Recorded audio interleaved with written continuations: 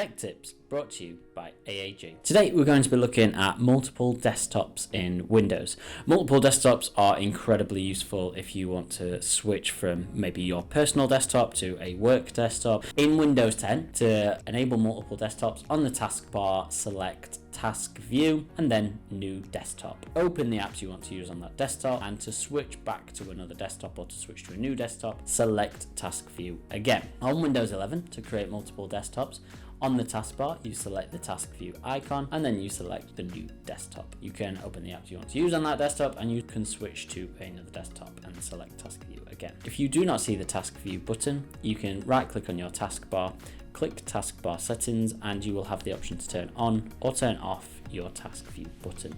That's all from AAG. Thanks for watching our tech tips, and we'll see you next week.